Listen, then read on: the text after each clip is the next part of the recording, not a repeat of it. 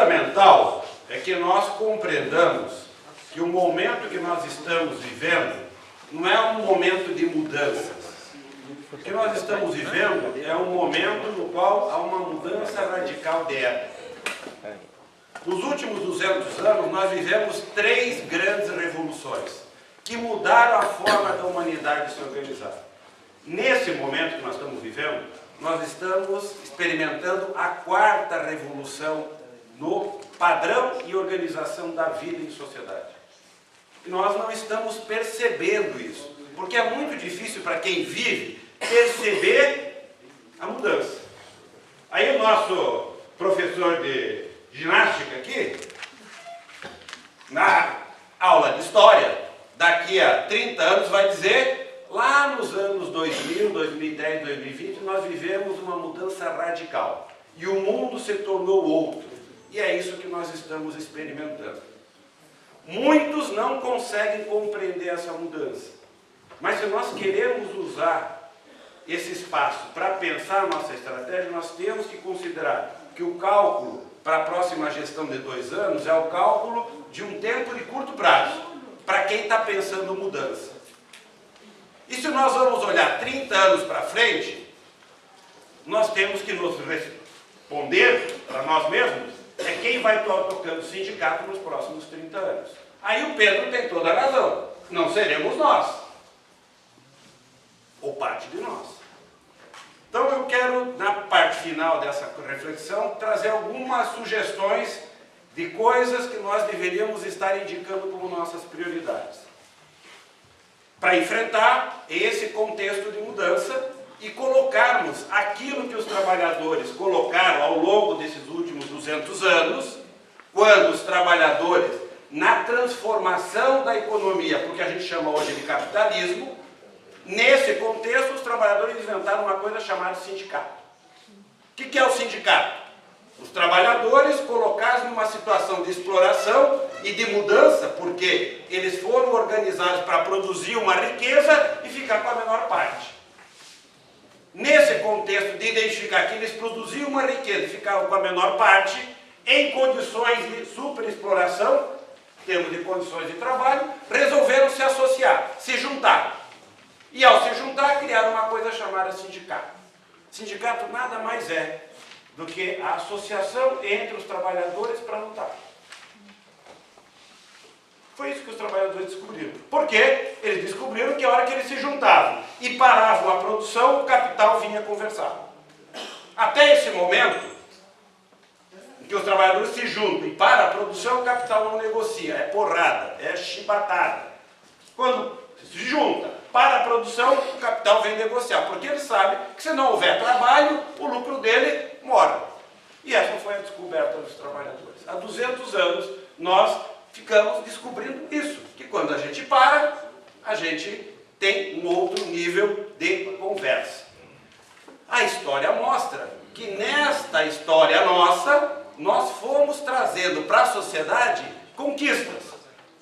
Nós fomos protagonistas de dizer, cada cidadão um voto. Esta é uma pauta operária. A democracia que nós conhecemos, cada cidadão um voto, é uma pauta operária. Porque a burguesia não queria cada cidadão um voto. Por que ela vai querer cada cidadão um voto se é ela que mandava? Se eu mando, está tudo bem. Essa turma agora quer decidir comigo? E nós fomos trazendo essa agenda. Essa agenda hoje é uma agenda da sociedade, mas que tem na luta operária um protagonismo fundamental. Nós fomos trazendo os direitos. Dissemos, é possível produzir de uma outra forma. E fomos agregando direito. Dissemos, não dá para a criança continuar trabalhando. E fomos colocando limite. E assim fomos inventando coisas que na nossa luta foram se incorporando àquilo que a gente começou a chamar de direito social. Ou direito trabalhista. Essa é a nossa história. A pergunta é, qual é a nossa história daqui para frente? O que está mudando? O que está mudando é que neste momento, neste tempo, e que tempo é esse? Dos anos 80 para cá, nos últimos 30 anos, há um processo continuado e progressivamente ampliado de mudança. Que mudança é essa? É uma mudança que reorganiza o sistema produtivo. O capitalismo, alguns dizem, o capitalismo está em crise. O capitalismo está mudando. E o capitalismo está mudando para uma nova forma de organização. Que nem eles e nem nós sabemos exatamente para onde vai, mas eles estão mudando. E essa mudança afeta o sistema produtivo e afeta o Estado. Por isso, aquilo que foi colocado anteriormente aqui das reformas, fazem todo sentido. A reforma trabalhista é perfeita. A lei do teto é perfeita para essa mudança que está em curso. Se nós não tivermos um protagonismo, é essas mudanças que vão gerar a nova sociedade. Se nós queremos ter um protagonismo, dizer não é isso que a gente quer, nós temos que dizer o que a gente quer. E como que a gente quer. Em uma sociedade que está mudando. Se o Henrique aqui for eleito presidente... Deputado estadual. Não, mas ele vai ser eleito presidente. No 1º de janeiro desse ano, eleito presidente, ele vai governar o Brasil com essas regras. E no dia 1º de janeiro, se ele não executar a lei do teto, ele vai ser impeachmentado. Então ele tem que começar governando com a lei do teto. E aí o que ele faz? Ele tem que fazer um projeto de emenda constitucional alterando a regra da lei do teto. E vai ter que ir para o Congresso. Negociar com o Congresso, que vai ser eleito objetivamente, mais ou menos semelhante ao mesmo Congresso que aprovou a lei do teto, alguns dizem pior, e dizer, vocês vão aprovar essa proposta que muda a lei do teto. O nosso protagonismo significa dizer, nós estaremos com capacidade política, portanto força social, capaz de apoiar o Henrique nessa iniciativa e garantir o voto no Congresso. Nós temos essa força? Se nós não temos, nós temos que ter. Porque senão, a curto prazo, nós dançamos. Nós não vamos fazer o segundo gol, vai continuar 7-1 para eles. E provavelmente o nosso técnico que foi eleito para governar o país não dura um mês. Vai ser impeachmentado. Então é dessa estratégia que eu estou falando. Portanto, nós temos que ter uma estratégia que seja clara para saber aonde que a gente quer chegar. Que mudança é essa, portanto, mais geral? Primeira mudança. O capitalismo se estruturou como um sistema no qual o capitalista, dono de uma empresa, portanto, dono de uma riqueza, investe nesta riqueza para aumentar a sua riqueza. O que significa isso? Significa que um dono de uma empresa, vamos pegar aqui no Brasil, o Gerdau, é o dono de uma grande empresa brasileira. Tem uma fazenda muito grande em Mato Grosso. E que tem diversificação de investimento em várias áreas, mas é um dono de um setor, de uma empresa industrial muito forte. O que ele, como capitalista, faz? Ele sabe que, realizada a atividade econômica dele, vendendo os produtos que ele produz, ele gera lucro. Ele tem 100 de lucro.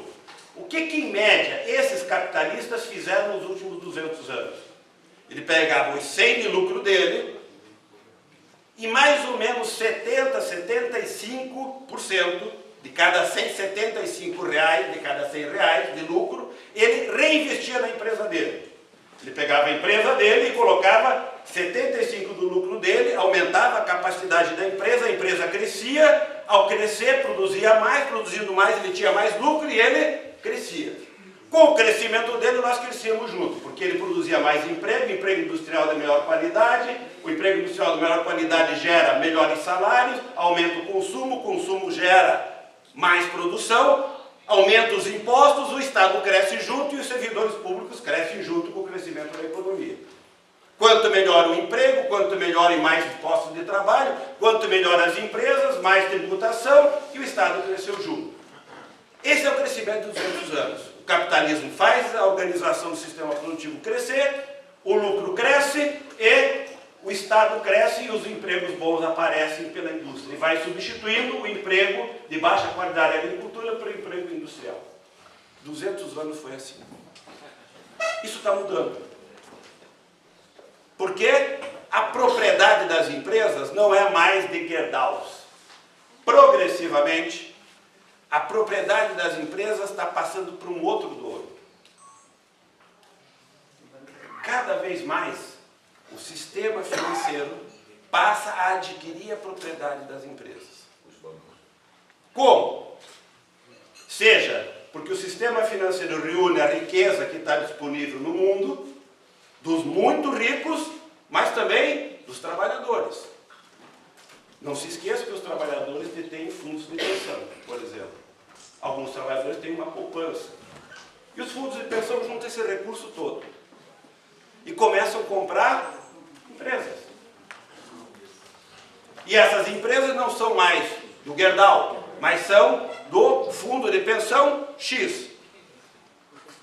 Tem fundos de pensão, por exemplo, especializados em investir no Brasil na área de petróleo. Então eles vão aqui comprar negócios em nome dos fundos, portanto dos investidores, na área de petróleo.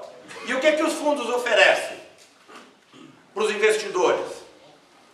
Se você for lá pegar a tua poupança, aplicar no banco e dizer, eu quero investir em um fundo, ele vai dizer, eu vou te dar o melhor retorno, né, no menor prazo possível. Você está indo lá feliz. O que é que os fundos de pensão da Petrobras, dos trabalhadores do Banco do Brasil, da Caixa Econômica, assim por diante, querem como trabalhadores? Que o fundo dê para eles o melhor retorno no menor prazo possível, para que a aposentadoria deles seja sustentável. É que esses fundos passam a pegar de cada 100 de lucro de uma empresa e destinar 75% para o acionista e 25% para investir no crescimento da empresa. A taxa de crescimento das empresas cai a 1/4 do que era antes. Essa é a lógica. Segundo, é que esta transferência da riqueza do setor produtivo, que não vai mais para o investimento e vai para a transferência para o acionista, faz crescer rapidamente a concentração de renda e de riqueza. Por isso que aqueles números que o Henrique colocou aqui, da concentração, 6 famílias do Brasil, equivalente a que tem metade da população, antes era 8, anteriormente era 12, era 15, e está diminuindo. Por quê? Porque essas famílias estão concentrando cada vez mais a riqueza, porque elas estão recebendo, em média, 75% do lucro que as empresas estão oferindo. A lógica do sistema mudou radicalmente. Segundo movimento importante é que, além de o fundo entregar um retorno alto e rápido, ele também se propõe a fazer uma outra coisa que não estava necessariamente no cálculo do Gerdau, que era transformar a sua empresa em um ativo de negócio. O Gerdau não estava preocupado em vender a empresa dele. O negócio dele era fazer a empresa dele ser a maior possível, porque ele ia ser cada vez mais rico. Siderurgia. Siderurgia, por exemplo. Então, investir na empresa dele, portanto, colocar o recurso na empresa, era fazer a empresa crescer. E nós crescíamos junto. Agora, se o Gerdau vender a empresa dele para um fundo de investimento, o que esse fundo vai fazer, além de fazer com que o retorno, o lucro da empresa que vai ser obtido na atividade econômica seja destinado 75% por acionista, é tentar fazer com que essa empresa que foi comprada por 100 possa ser vendida por 200. E o acionista que comprou uma empresa por 100 e vende por 200, dobra o seu capital. Então ganha muito no lucro e ganha muito na compra e na venda.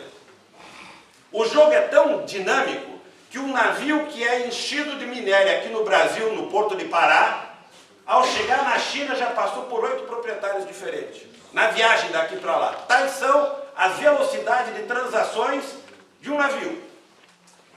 8 proprietários compram e vendem o que está dentro do navio durante um trajeto. Então, o navio sai daqui, proprietário do Henrique, chega lá, passa por 8 proprietários e chega como proprietário do Carlos. Por quê? Porque a transação entre os ativos passou a ser um grande negócio. E o mundo vive com isso. Das 43 mil empresas multinacionais que tem no mundo hoje, 43 mil empresas multinacionais, 750 empresas detêm 80% dos ativos das empresas multinacionais. Tem 43 mil, mas 750 detêm 80% dos ativos.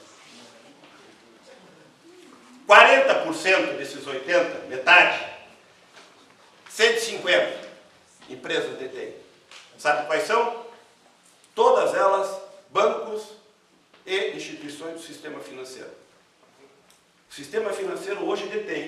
40% de todos os ativos produtivos no mundo, que são empresas multinacionais. Essa é a mudança radical.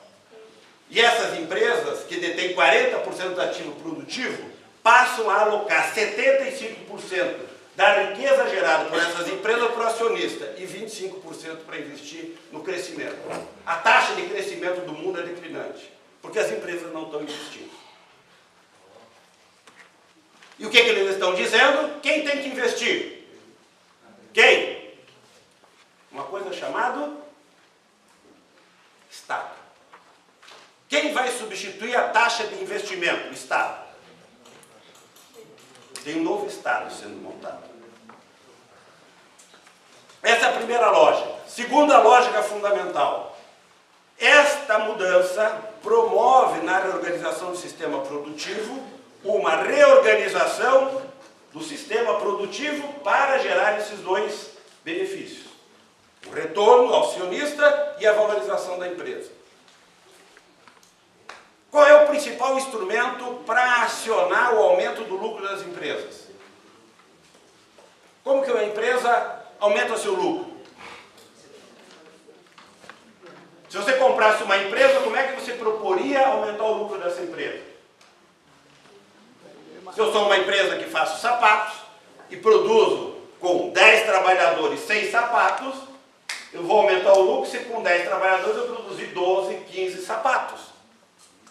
Com o mesmo contingente de trabalhadores eu produzir mais sapatos. Aumentarei mais o lucro se com 5 trabalhadores eu produzir 30 sapatos. Vou dar um exemplo. O Carlos é proprietário de uma empresa de telemarketing e vende serviço para uma telefônica, qualquer dessas empresas.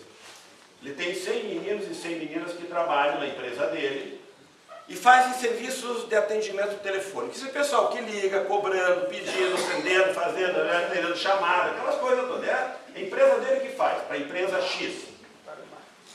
Em média, em São Paulo, essa empresa que o Carlos tem, que tem 100 meninos e 100 meninas trabalhando, tem por custo unitário desse trabalhador, mais ou menos 7 mil reais. Custa ter os 100, dividido o custo da empresa, salário, encargos, prédio, energia, tudo, impostos, mais ou menos 7 mil reais por trabalhador. O Henrique tem duas informações. Ele sabe que isso é um bom negócio, mas ele tem uma informação que o Carlos não tem. E ele faz uma oferta para o Carlos. Carlos, eu quero comprar a tua empresa. Quanto você quer? O Carlos chuta. 1 milhão. O Henrique diz, não é bem assim, veja bem, veja bem, veja bem. O Carlos não, é 1 milhão ou não leva? E o Henrique chega e dá 1 milhão para ele. O Carlos fica feliz, vira um milionário. Passa a ter 1 milhão de reais, investe, vai morar na Europa e diz, estou resolvido. Eu, minha família, meus filhos e meus netos estamos viabilizados com 1 milhão. E o Henrique passou a ser o proprietário.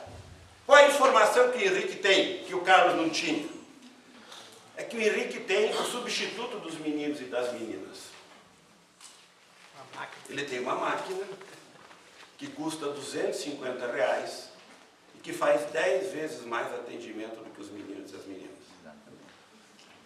Provavelmente vocês já receberam a ligação do seu atendente virtual. Aqui é Robson, seu atendente virtual da empresa tal, ligando para você, dizendo, você não pagou, paga a sua conta. Se quiser pagar, nós temos uma proposta, tem uma máquina falando com você. E você responde para a máquina, eu não posso pagar, mas nós temos uma proposta para você. Esta máquina começa a conversar com você.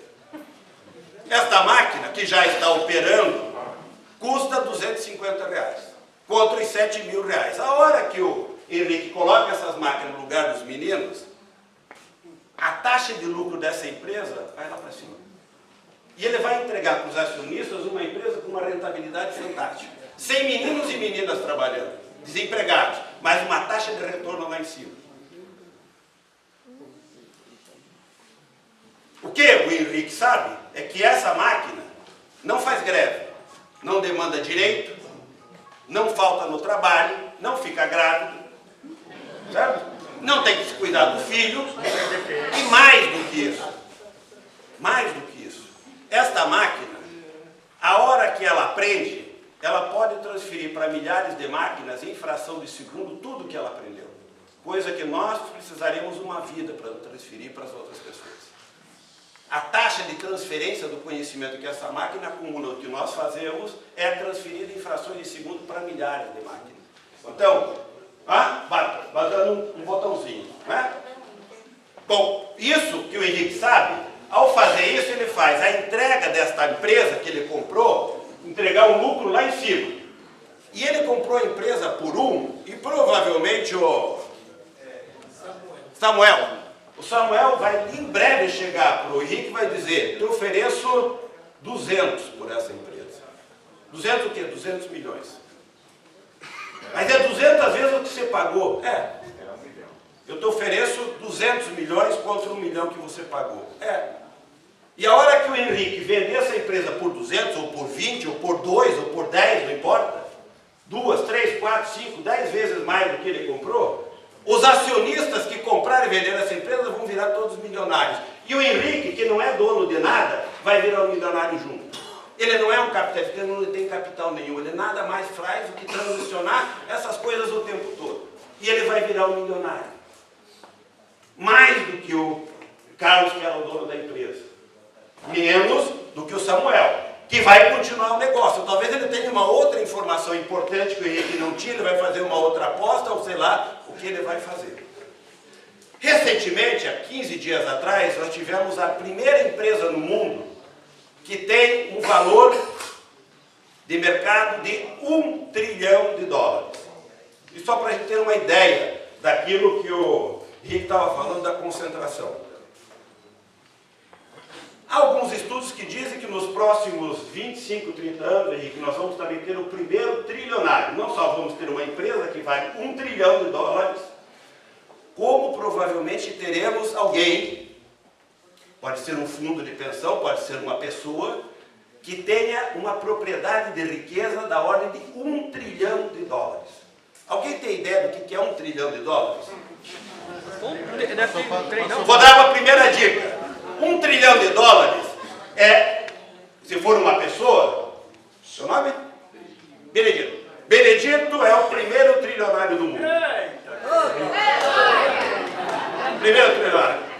Está comunicado aqui no Congresso do Sindicep que em Cuiabá, no Mato Grosso, apareceu o primeiro trilionário. Mas você tem que explicar o que é o primeiro trilionário. Trilionário é uma palavra que não existe. Então, primeiro tem que criar no léxico trilionário. E explicar que trilionário é alguém que detém $1 trilhão. Mas vocês vão explicar. Trilionário é uma pessoa, e o Benedito é o primeiro felizardo, é uma pessoa que pode gastar $1 milhão por dia. O valor com que ele vendeu a empresa para o Henrique, ele pode gastar por dia. Todo dia ele pode amanhecer e dizer, hoje eu vou gastar $1 milhão. Gasta. Para criar uma dinâmica que está subordinada a uma lógica coordenada pelo setor financeiro para gerar esse tipo de concentração. Já temos uma empresa que vale $1 trilhão e estamos à beira de ter o primeiro trilionário. Esse é o mundo. Esse é o mundo em mudança que a gente precisa entender. Este mundo em mudança precisa, pela lógica, acelerar o processo de inovação tecnológica. Colocar as máquinas no lugar dos meninos e das meninas. E, portanto, a aceleração da mudança tecnológica é brutal. E ela é brutal no sentido de gerar, hoje, condições para 3 mudanças estruturais no sistema produtivo, que dá a base da revolução tecnológica que a gente está vivendo, a chamada 4ª revolução. Quais são as 3? São 3 condições que sempre estão juntas e permitem que, quando elas se transformam, elas geram a primeira, a segunda e a terceira revolução tecnológica. E estão gerando a 4ª. Uma mudança profunda no sistema de energia. Sempre que a humanidade descobre um salto tecnológico na produção de energia, ela gera uma capacidade extensiva do sistema produtivo. O que nós estamos vivendo hoje é que nós estamos em condições de gerar energia sem nenhuma necessidade física de produção. A energia solar está se transformando por meio de placas que estão em preços declinantes, uma operação de geração de energia sem nada do que a gente conhece, sem usina hidrelétrica, sem combustível fóssil, sem nada. Uma placa pode ser colocada no interior do Amazonas e aquela unidade desconectada do mundo ter energia. Isso faz com que a lógica do sistema produtivo possa ser radicalmente pensada. Não preciso mais ter rede de transmissão, não preciso mais... Eu posso ter em cada unidade, cada pessoa, cada casa, cada cidade pode ser autônoma em energia. Muda a lógica. Esta lógica, por exemplo, aplicada ao automóvel, significa que um automóvel que usa hoje 100 componentes para ser montado, vai ser montado, produzido pela energia, rodando com energia solar, portanto energia elétrica, com 10% das peças. Um automóvel de 100 peças passa a ser um automóvel de 10 peças. Um automóvel que precisa de uma unidade montadora, as montadoras, pode agora ser um automóvel que você vai montar como se fosse um Lego na tua casa. Se for um cara que tem um pouquinho de habilidade para montagem. Compra pela internet, né? Compra pela internet, inclusive as peças. As peças. Você recebe em casa e você monta teu automóvel. A lógica do sistema produtivo do automóvel, que é uma base, 20% da nossa estrutura econômica em cima do automóvel. A mudança da energia muda radicalmente o conceito de automóvel. A Chevrolet, recentemente no seu planejamento estratégico, disse: eu vou sair de ser uma montadora e produtora de automóvel para ser uma empresa que vai oferecer mobilidade. Ela está mudando o seu pensamento. Eu não vou ser mais uma empresa que emprega automóvel, produz automóvel, eu vou produzir mobilidade. Sabe por quê? Porque não só há uma mudança da base tecnológica, mas porque pela primeira vez na história, nos últimos 3 anos, o número de jovens na sociedade americana que tira a carteira de motorista é inferior ao ano anterior. Os jovens americanos não querem mais tirar a carteira de motorista porque não querem mais ter carro.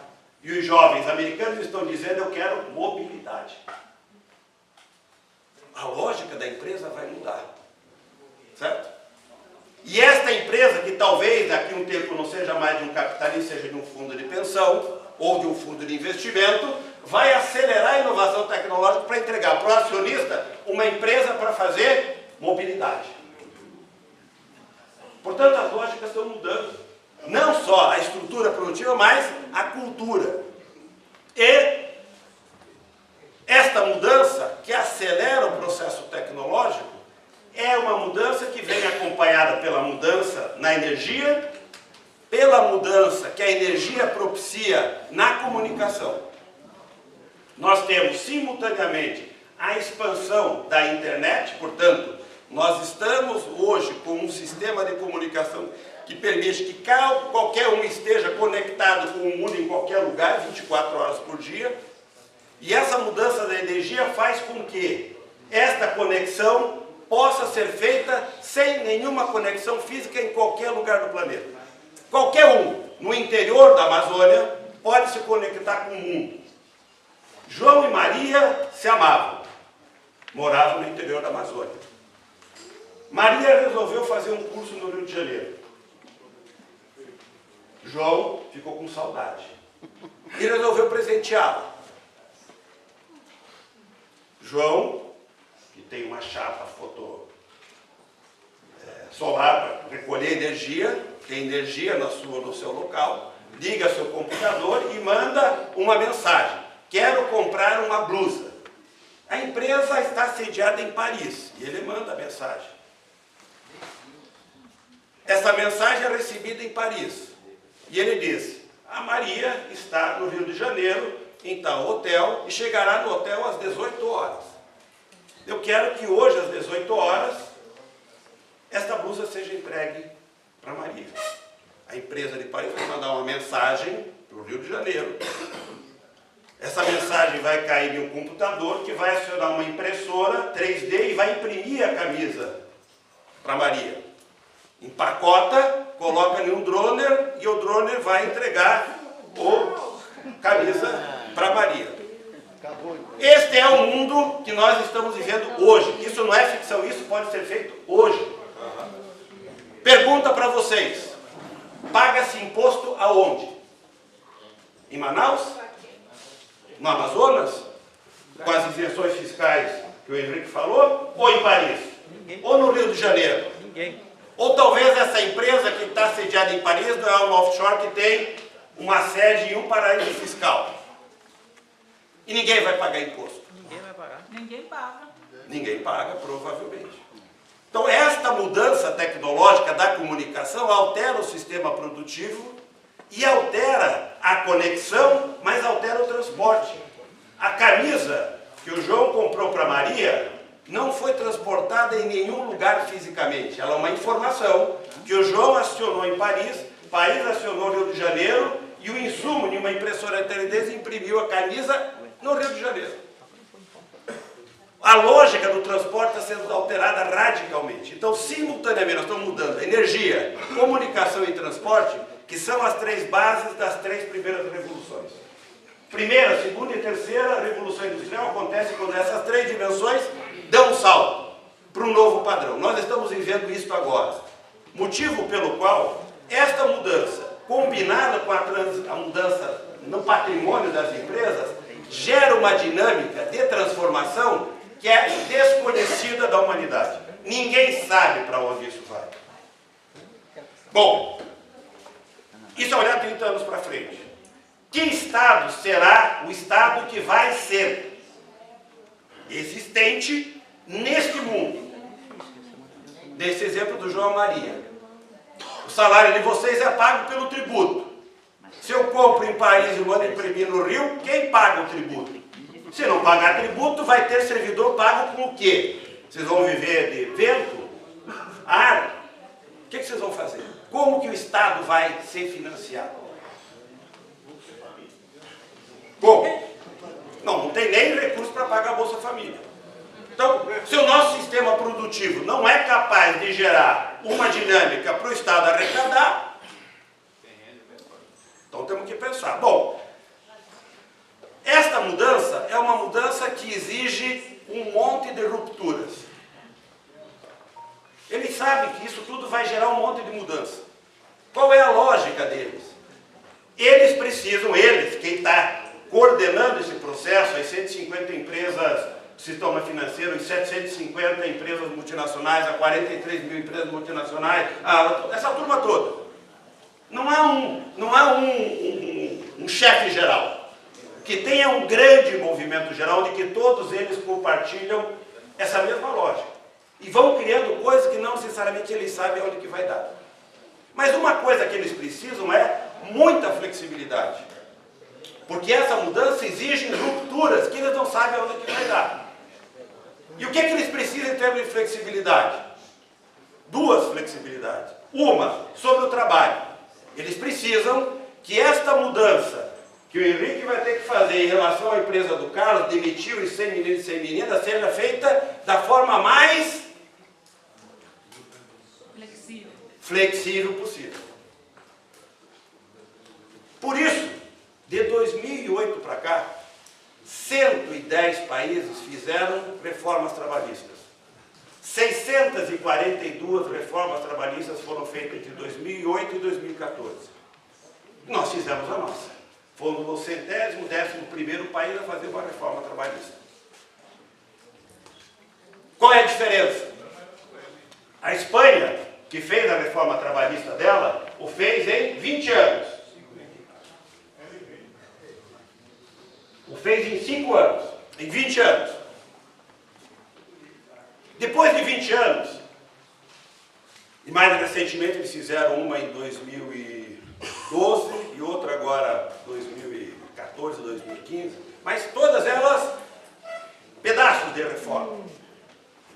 O presidente do Banco Central espanhol, numa reunião de presidentes de bancos centrais da Europa, disse: nós fizemos na Espanha tudo o que era para fazer em termos de flexibilização das relações de trabalho para flexibilizar a mudança e criar um ambiente favorável a essas mudanças. Estamos preocupados com o desemprego do jovem, então vamos flexibilizar o emprego do jovem para ver se as empresas contratam. Estamos preocupados. Bom, cada preocupação é uma reforminha. Eles fizeram a reforma em 20 anos. O presidente do Banco Central espanhol, para os presidentes dos bancos centrais da Europa, diz: fizemos todas as reformas. Todas. E a economia espanhola anda de lado. E eles diziam, como o Temer disse aqui, com o seu projeto, como que é? Pinguela para o futuro. Pinguela para o futuro, que na verdade foi uma grande ponte para o futuro, talvez a mais importante ponte do futuro nos últimos 30 anos, não foi uma pinguela, foi uma grande ponte. Essa grande ponte que eles fizeram lá em 20 anos, o presidente do Banco Central espanhol diz, fizemos. A economia espanhola anda de lado. O desemprego do jovem não diminui. De cada 5 jovens que estão empregados, ocupados na Espanha, 4 estão em empregos flexíveis.